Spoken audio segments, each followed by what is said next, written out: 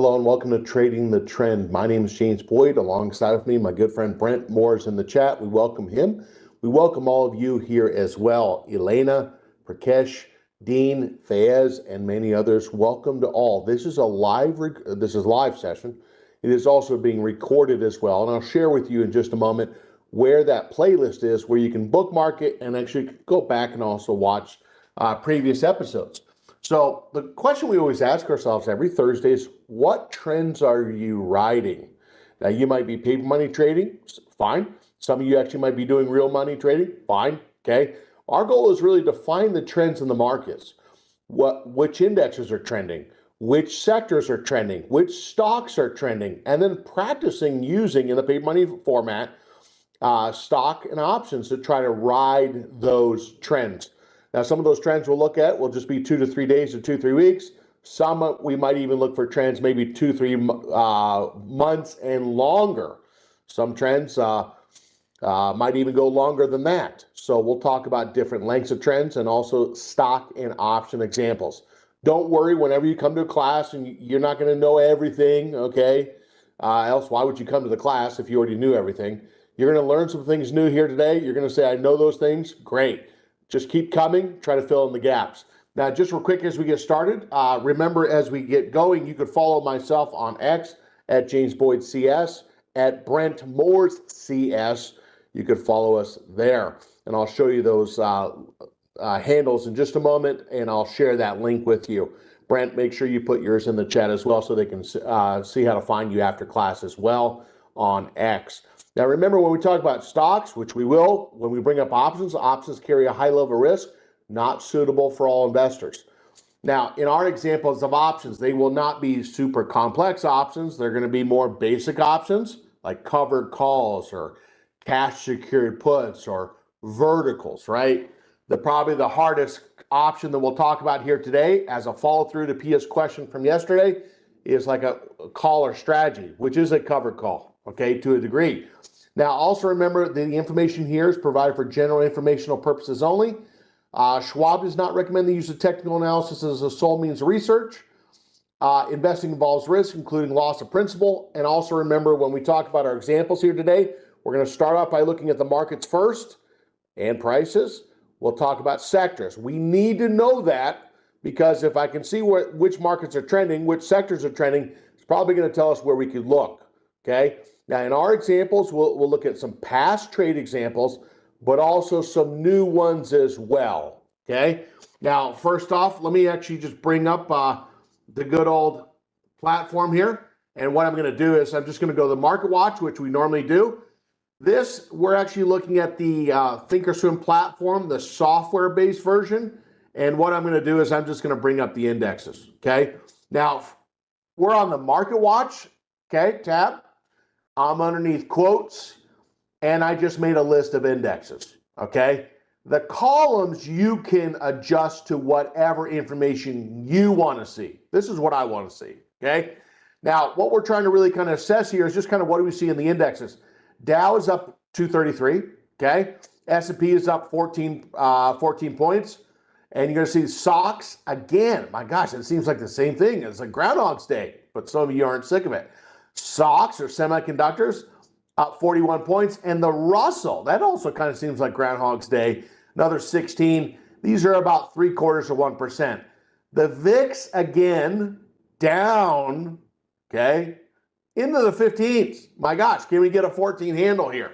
So pretty amazing. Now, if we take a look at kind of what these look like on the chart, just take a quick peek at these, okay? If you look at the SPX, you're going to see that here we actually have the SPX, and I'll share with you this chart in just a moment. This chart is two different moving averages. It's a whole moving average. It's weighted, okay? You got a 10-period moving average, which tracks the price of the stock more closely, and you got the 20-period moving average. The last 2 days or so, we've actually been seeing the price try to push back up, and you're going to see that today we're actually getting right back above the 10-period moving average. Now, so the SPX right back up to where we were on July 3rd or last Thursday, okay? Now, if you look at the NASDAQ, which also kind of has been fighting up through that 161 extension, Go back to last Thursday, July 3rd. And so after a little pause, we're right back up to the prior high. And I know the million-dollar question, does the investor think it could go higher? Okay. Now, I think you know the answer to that question that we've been talking about. Smaller caps, which we talked about yesterday, because they had a symmetrical triangle or pendant in the shorter term, and smaller caps even getting a push as well. Okay. And you take a look at that, moving average is green, right? Got that shading there. We're not looking at candles first. Candles are secondary, okay? So candles are just a 1 day. Where we look at moving averages, we're looking at days. And if you look at that, there's been green shading there, which tells the investor they could be trying to ride that trend, okay? And if you notice that, not much of a pullback on Mr. Russell Dow Jones. There it is. Dow Jones, now remember what we said on Monday is, you know, when you go up like we have done on the Dow, it's not unusual to think that it might flag or pull back. Now, so far, you had a 1 day pullback, 2 day pullback, and all of a sudden we're trying to turn back up again. Which of the red candle days is the lowest, most recent red candle? The answer is it's that day right there. So to get the Dow to show like a bounce, we're going to need the price action to trade above, close above, really the July 7th day. We're close, okay? And there's a number of stocks in the Dow that are getting a little push. So if we said, okay, of the 4 indexes, which ones are the strongest? Well, the Russell's not been weak, okay? You'd probably say the S&P second, NASDAQ, and the actual Dow third and fourth. But really, you could say that like they're all kind of strong, okay? What does that probably mean? More participation, not just from large caps, but small caps, tech stocks, a mixture of stocks like the S&P. Is that a bad thing? No, it's not. Okay, it's a good thing. Okay, now just real quick, sectors. Okay, now we got 10 sectors or so. When we actually bring up sectors, we're trying to really find out where are the moves. Okay, now if we didn't want to bring up a chart, we could just look at this and say, can we rank this by, let's say, 1 week percent and just kind of see where we have trends. The proof of trends is statistical movement, up or down. Now, if we were to look at this, what you're now going to notice is, and I'm loading on those two, technology has been pretty hot. We know that, okay? You're going to see there's stocks, there's energy, there's materials, there's industrials. So if we look at let's say the top 5 or so, there's quite a few. Industrials, technology, materials, energy, and semiconductors. Now, of course, semiconductors in technology, okay? But if we're talking about on a weekly trend, those have really been the strongest. Now, if we rank this just real quick and said, where do we probably see trends, okay? Not just quick burst of momentum, it's still the semiconductors, it's still technology, it's still energy, it's still materials, and if we look at that, the 5th one for sectors is still industrials. So we're not really seeing any change there on a weekly or monthly. We're seeing the same thing. Now, let me kind of flash what these look like before we look at some examples. When we look at, let's say, now, by the way, the one area that is not in there, does anybody know which sector is missing? I'll give you a hint. It's transports. Okay, transports. We talk about transports, right? We talk about Uber. The big thing is, and we'll bring this up, the airlines jumped in on the action here today on the transports. We'll bring those up in just a moment. But transportation ETF sector has actually been quite strong as well. I cannot put that in the list because that's an ETF, okay? I don't have an index for the transports per se in that list.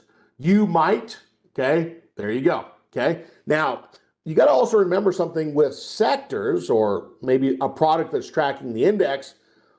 The investor doesn't have to buy individual stocks. They could just say, look, I'm going to buy something that tracks the index or product stocks that are traded in the index. Second, they might just buy the sector itself or the industry group. Do not forget about that, okay? Now, if we take a look at what these look like, I'm just going to show you just real quick the discretionary sector first. not completely breaking down. Looks kind of like most things, which it's trying to turn back to the upside. So discretionaries, and some of you joked about Amazon. Okay, could it get a bounce here? Also remember, let's say Apple as well. Keep an eye on that. If we take a look at, say, the industrials, that's a brand new high. We spent some time talking about those yesterday. Triple M, Raytheon, RTX, Boeing, Caterpillar, among others. I want to go back to that area here today, talk about two stocks. Industrials, okay, which we've been bringing up. You look at, let's say, financials, kind of flagging back themselves, not the strongest. You look at energy, which is trying to really make a higher low right near the prior high, okay? We talked about Chevron, Exxon, Valero, among others, trying to get a push even in the energy space. Basic materials, okay? Now, we know with basic materials, you got copper, you got gold, you got silver. When you take a look at copper prices, here they are, okay? And it's kind of funny when people say there's not really any trends out there. It's like, I'm not sure if you're really looking at the charts, okay? If you look at silver, the price of silver, that's actually kind of right up near the resistance, and could that break out? So now there's a lot of other stocks that are in this area of, let's say, base materials that are also getting a reversal as well, among others, okay? So let me repeat this. Industrials, materials, energy, discretionaries, transports. Oh, wait, sorry, I repeated myself. I never do that. And then even you're kind of seeing financials kind of get back in there, and utilities. Now, it's interesting is, so when you get broader participation from multiple different sectors, you just get more what we call market breadth. Now, here's what you got to remember, okay? We've heard this stuff for 25 plus years. Well, what about the cash on the sidelines? What about this? What about that? You know, look, there's always going to be cash on the sidelines. There's always going to be people that no matter how high the market goes, they're still just going to sit there and question it, okay? That's not who we're trying to talk to here today, okay? We're looking for people that are looking for the trends, okay? And let those people kind of talk about cash on the sidelines, stuff like that, and here's what they think. We're going to try to trade the trends, okay? Now, what I want to do is kind of to start with is I want to take a look at a couple. Now, the stock that we mentioned yesterday is Love, okay? We said that Love, when you look at, let's say, now this is from really a technical standpoint, but also a fundamental standpoint, okay? Now we know that Love, which used to have kind of like priority seating, okay, or let's say the lack of priority seating, the only way you got priority seating is you're a card holder, maybe you paid to be on the A list or got the credit of that to be on the A list. And so then they actually start charging for bags, okay?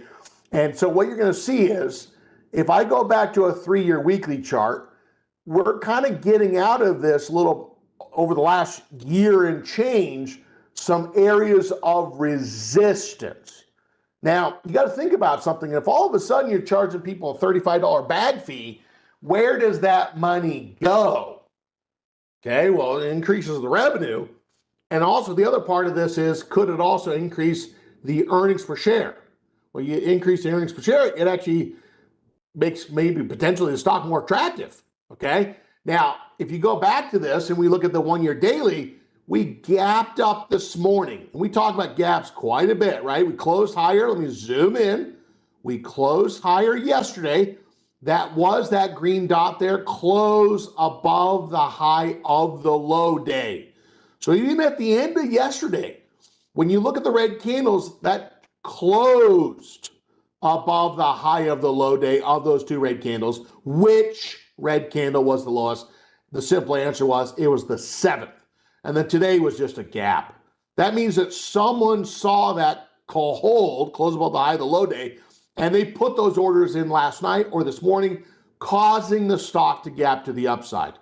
Okay. Now, could it also be maybe fundamentals from other companies in the space as well? Sure.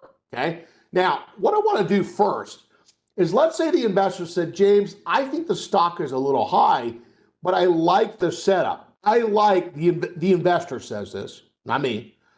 I think the stock could stay above a certain price level. And they decided they want to do a cash secured put. How do you practice this in a paper money account? Now, what we're going to do is we're going to bring up just real quick LUV, L-U-V, okay? Go to the trade tab. Going to type in LUV, and what it does is it gives us the stock information, okay, up top.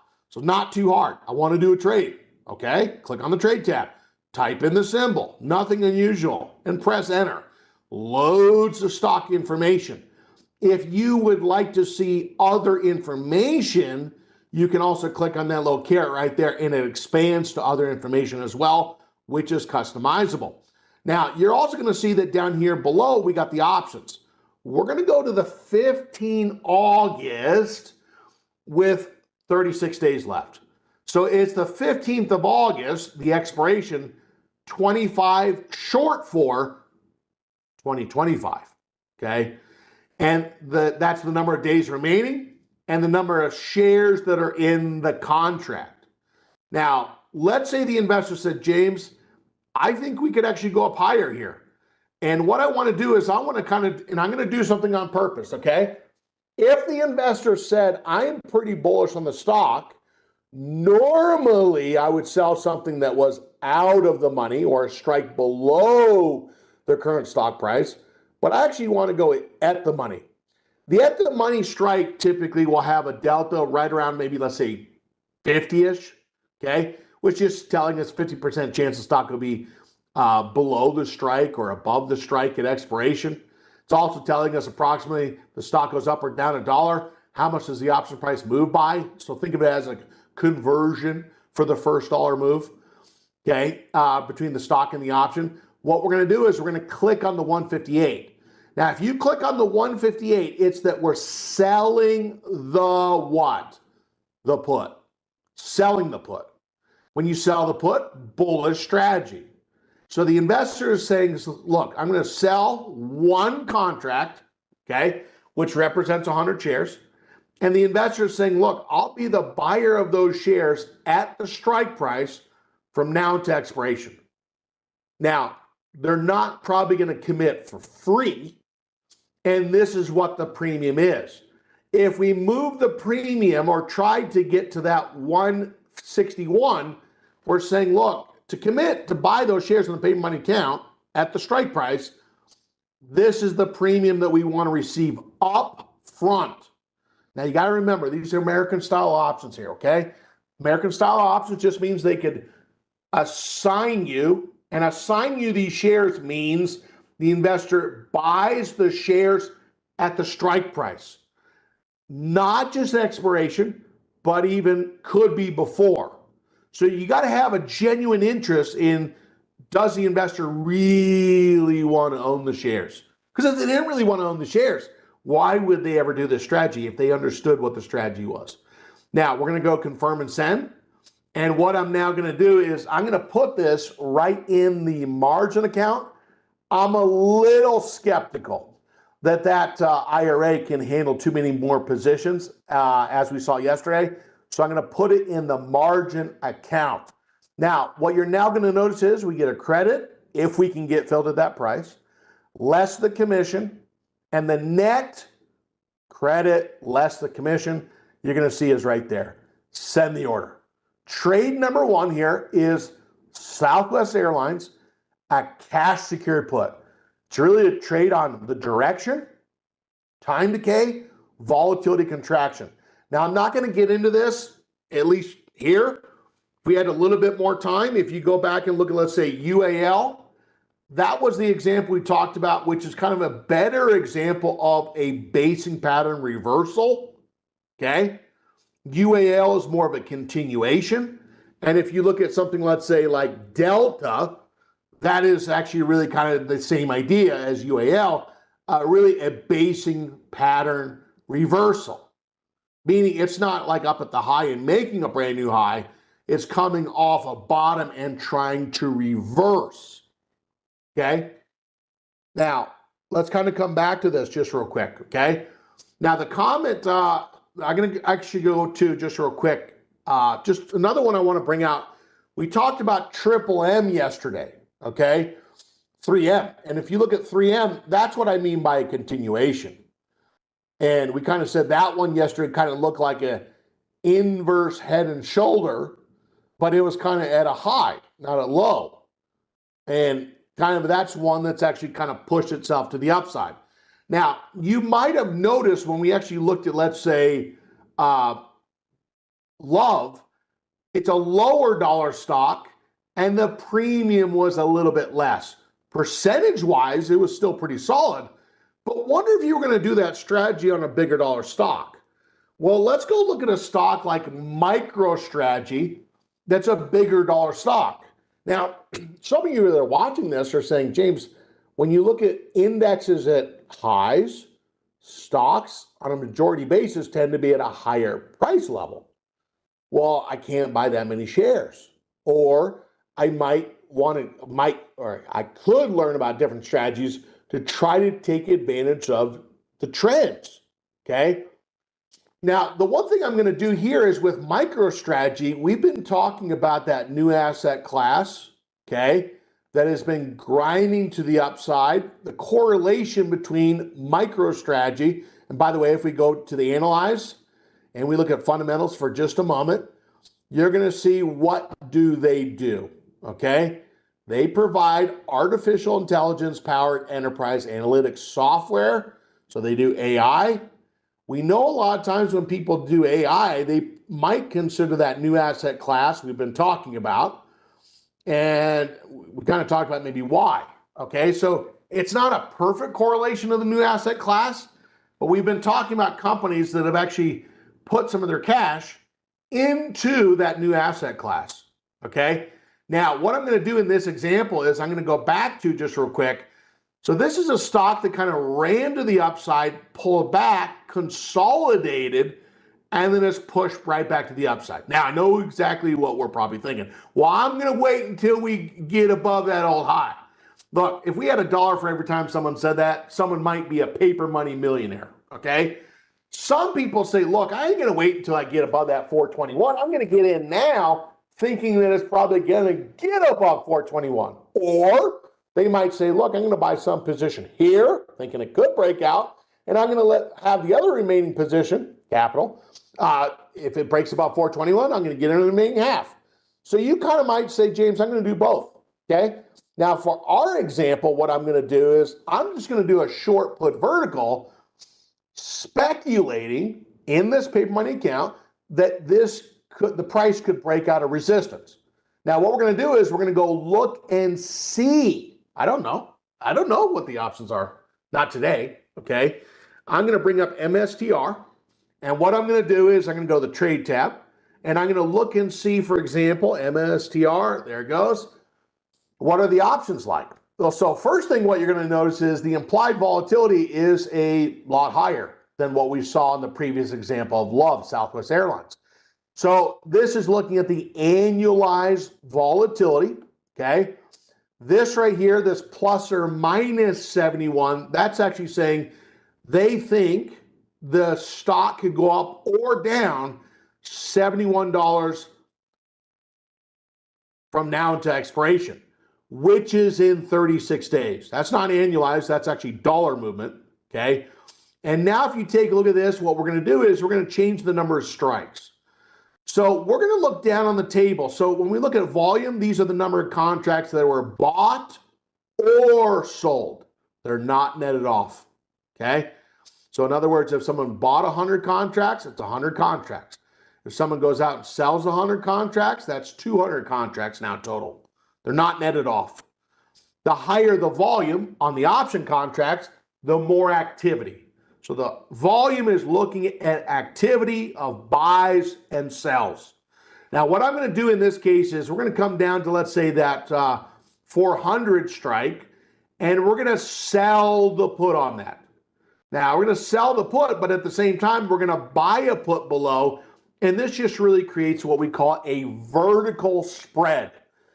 This is the same as what we saw before, but the difference is here is we're buying a put to the downside.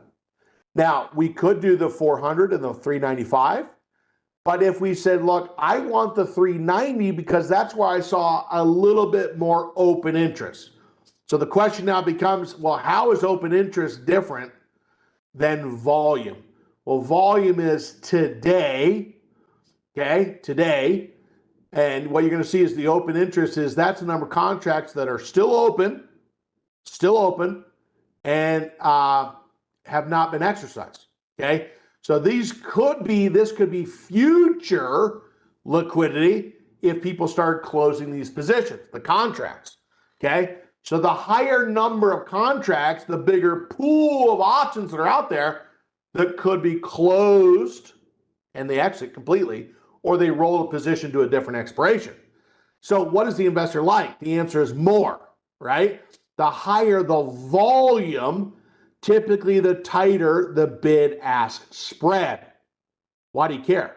Well, because if you buy something and you want to try to sell something that's close to what you can buy it for, if you want to get in and out, or you want to sell and you want to buy and then sell. So, if you're buying something, let's say you're going to say, look, I bought a $20,000 Toyota Camry, and I turned around and I tried to sell it, and the closest I could get to what I bought it for was $17,000. Well, the bid-ask spread is $3,000. You bought the car for $20,000. You tried to go around and sell it to the next person, and it's $17,000. Well, it's not very good for you. But wonder if you said, look, I bought it for $20,000. I was able to sell it for $19,990. That's what we call a tight bid-ask spread. So you want to know if I buy it and I sell it, how close can I get to the current price in the short term? Okay. Now, in this example, what we're going to do, and I'm telling you right now, in the current stock market, based on these higher index levels, a lot of people feel like I don't have any strategy knowledge. I don't know how to try to take advantage of these trends at a bigger, higher price. I can't even buy that many shares. I'll show you in our examples, we have bought a number of stocks with not that many shares. That doesn't necessarily mean the investor can't gain or lose, but it is with a lesser number of shares. Now, what you're now going to notice is there's the credit, $367, confirm, send. And if we look at this, you're going to see this gives us our break even at expiration. It gives us our maximum profit given a vertical, okay? And it gives us a built-in maximum loss. Now, this is very important because, when you think about a stock investor, the stock could go all the way to zero, okay? And that could be a lot more severe than the option. The option, if the stock went to zero, it doesn't mean it loses indefinitely. There's a cap loss given the vertical. Many people like that, okay? Now, what you're now going to notice is we also see the commission there, credit less commission, and there's the net, okay? Now, let me go ahead and send that. So trade number one was Love, which was a cash secured put. Trade number two was MSTR. Now, I'm not going to have time to go into these, but the two other stocks, we've been talking about three other stocks. Palantir, going to keep an eye on that. We have that example in the paid money count. We've also been watching another stock, Coin, which I'm going to come back to in just a sec. We've also been watching a stock called Hood. And if you look at Hood, that kind of looks like it's maybe trying to come out of this little flag. Some of us as Canadians call it a fleeg, not flag, fleeg.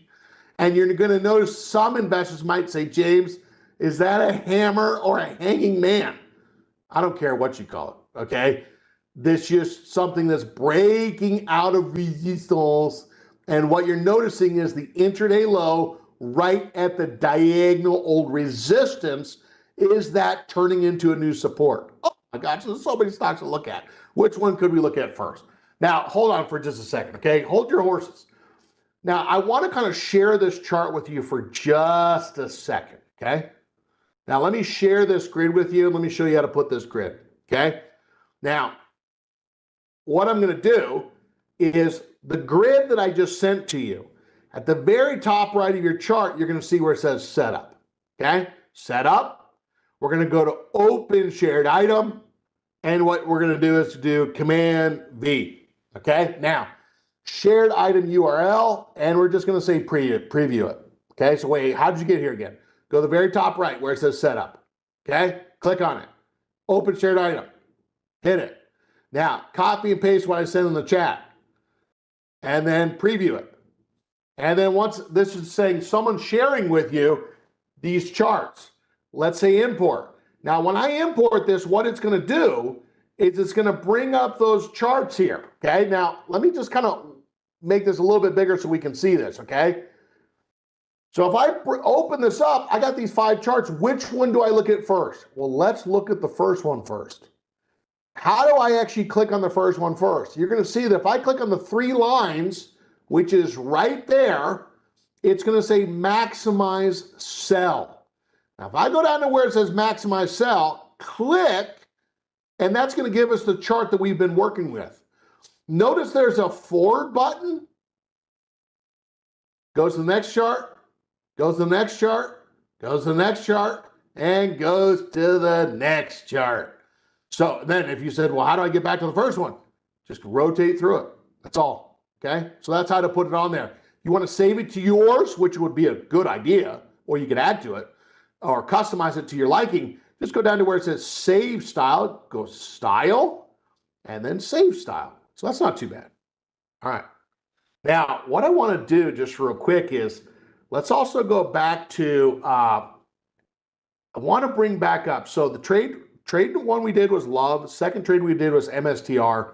We're going to come back to coin in just a second. And so let's hit coin and let's talk about stock trade. And then what we're going to do with that is we're going to also bring up a past caller trade.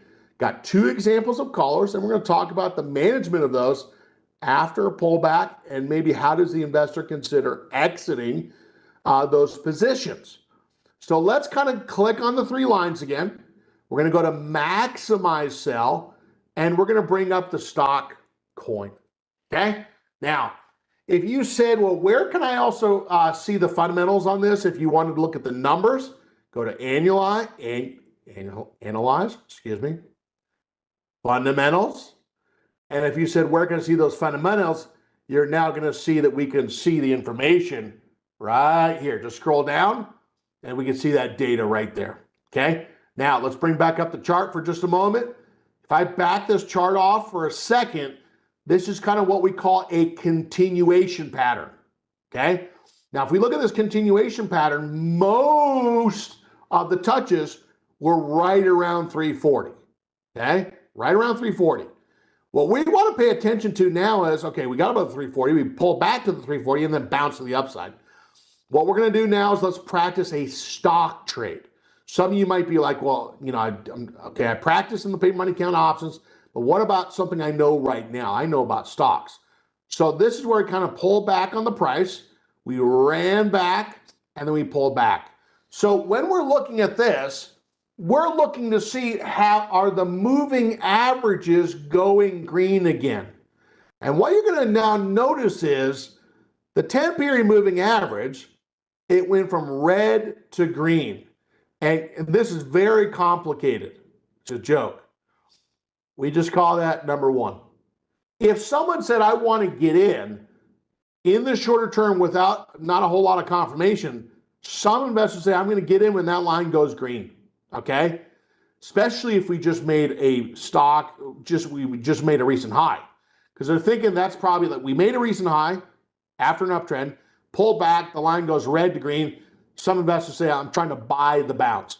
Now, if someone says, I want more confirmation of that bounce, they wait for that 20-period moving average to go green. We got that yesterday. Now, what's the difference between 2 and 1? Confirmation. Okay. In other words, the stock has to go up more to show the 20-period moving average going green. If someone says, nope, I'm not getting in until the moving averages cross over, that's what we call 3. Okay. So the difference between 1, 2, and 3 is really how much the stock has to go up before the investor says, I'm now in a paper money account going to practice an entry setup. Okay. Now, what we're going to do in this case is we're going to right click on the chart. When we right click on the chart, we're now going to go to where it says buy custom. And I'm going to, for example, just go with OCO bracket. The OCO bracket is just saying we're going to buy the shares, put a target, and a stop. You don't have to do that. You can just say, look, I'm going to say with stop. Now, we're going to go with OCO bracket in this case. You're going to notice that we have 3 rows. The green row, which is the buy order. The first red row is the target. And actually the third row is the stop. Now, what I'm going to do is I'm going to kind of just put a dollar amount here for just a moment.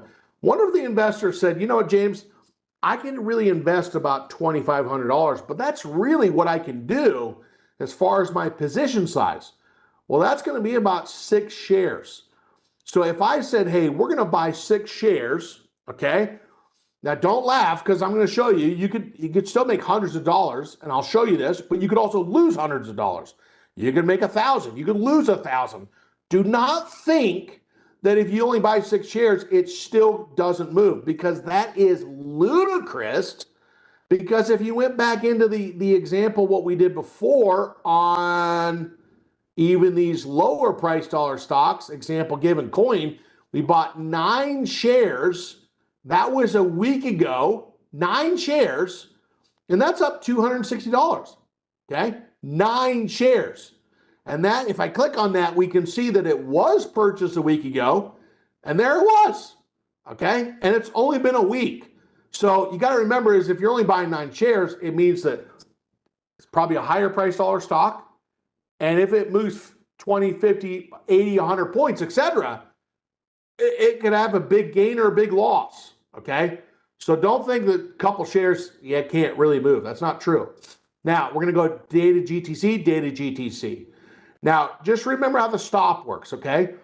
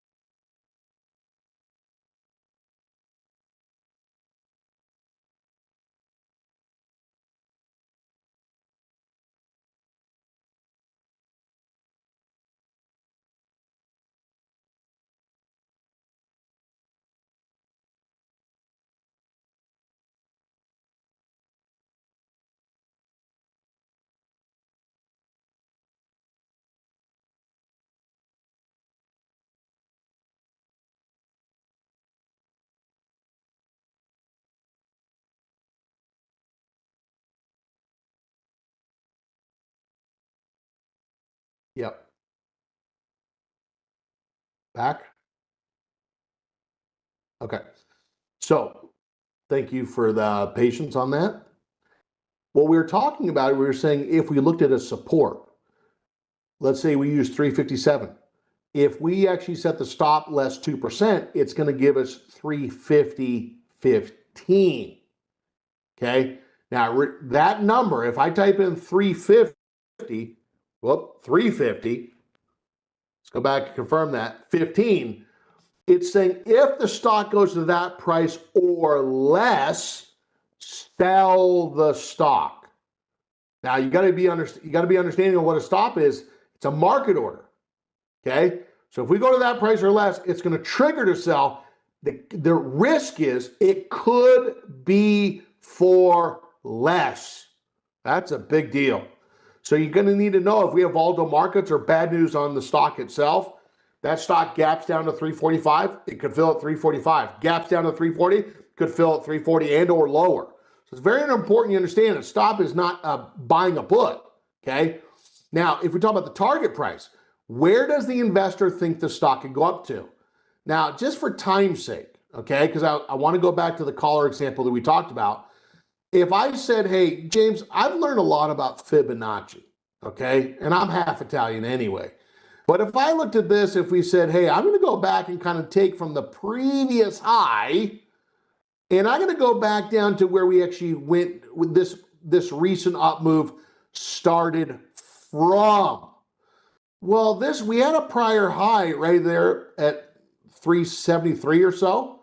What you're now going to notice is if we take a look at this was that low. And if we kind of zoom in on this, what you're now going to see is where might a target be? Fibonacci's are math. Remember what we've been talking. What is investing? It's math and psychology. Okay. Now, if you take a look at this, we're going to put a target up in that area. These targets, they're areas. They're not exact numbers. These percentages are just ratios of Fibonacci numbers divided into each other or divided by each other. What I'm going to do is, if I take a look at this, I'm going to put a target there at $450. We don't know if it's going to go up there, but we're saying, look, if we go to that price or higher, sell the stock. Now, hold on for just a second. Is this like, so that is only valid. The target and the stop are only valid unless, okay, the stock is purchased. Very important you understand that, okay? Stock has to be purchased and then the target and the stop are valid. Third trade we're doing here today is coin, okay? If I click on that, confirm and send, now what we're gonna do is we're gonna send the order. The fourth thing that we want to really bring up is the past example of a caller position. Now, it's very important that we understand something. It's not just about entering stocks. So sometimes what you're now going to notice is when we have stock positions, sometimes our stocks pull back. Now, maybe yours don't, but most of ours have seen that before. Now, just the other day, we did 2 examples of collars. Some of you might be saying, I have no earthly clue what a collar is. Well, you kind of know what a collar is, because a collar is buying shares of stock. We need 100 shares of stock. Okay, fine. You already know that. Second, if we said, what is a collar? We actually were selling a call. Now, if you had 100 shares of stock and you sold a call, that is the most foundational option strategy known as a covered call. Covered call, you cap the upside.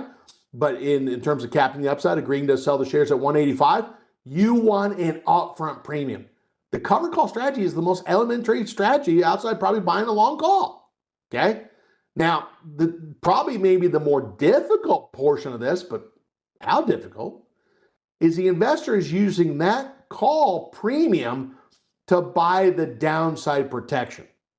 Okay. Now, let's go to Expedia, and if we take a look at this position, when was the trade placed? July 7th. So if I go back to July 7th, and I bring this up and say, okay, let's go back to July 7th. Let's go back and really take a look at what this looked like. So on July 7th, here it was. And what we talked about was putting on a collar up at resistance. Now, I want you to be brutally honest with me. Let's have a come to James moment. How many of you have ever seen a stock up at resistance and you were scared to get in? You're like, I don't know if it's going to go up higher. I don't know if it's going to go down lower. I'll wait and see what happens. Okay, heard that before. Now, a lot of us, if we kind of understand the strategy, we could be a little bit more aggressive up near the area of resistance and just play the probability, okay, where there's a defined max gain and max loss. Now, if we take a look at this trade, we actually said, hey, look, we'll sell the shares if the stock goes to 185, okay? You can have those shares from the time you put the trade on until expiration. That 185 was the obligation to sell the shares at the strike price. If we actually go back and say, well, what was the downside? It was the 170. So if we draw that back up, it was right here. Now, this is a very, very, very, very, very important question we ask ourselves now. What would actually, so by the way, on this trade, we could run the numbers and say, what was the maximum gain and the maximum loss? Now, I think from what I remembered, it was like we can make 380 and then lose 320 or something like that. Okay, a little bit higher gain than what the loss was. But if this stock, for example, broke to the upside, when would the investor kind of say, hey, maybe the trend is changing?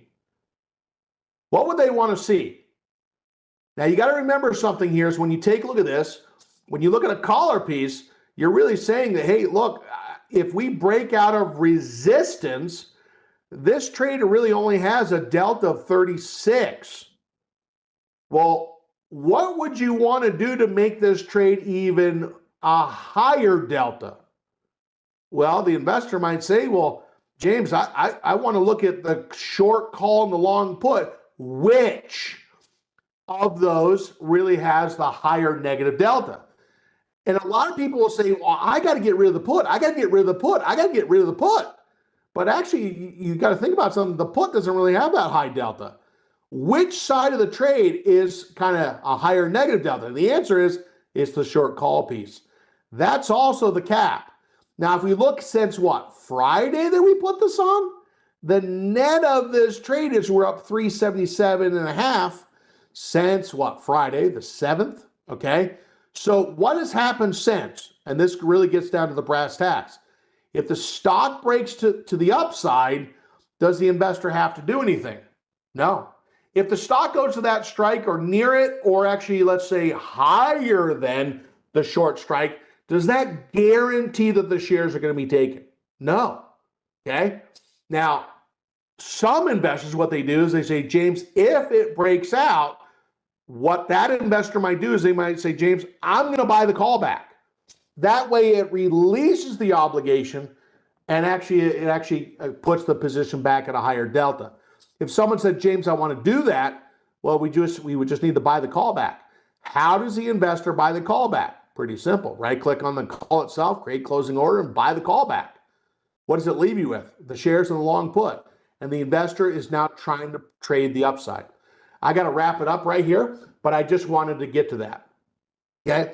Now, I want to kind of make mention is in our sessions, you do not have to realize that this is not a one-off class. You could go to our YouTube channel, Trader Talks, Schwab Coaching Webcast, subscribe for free.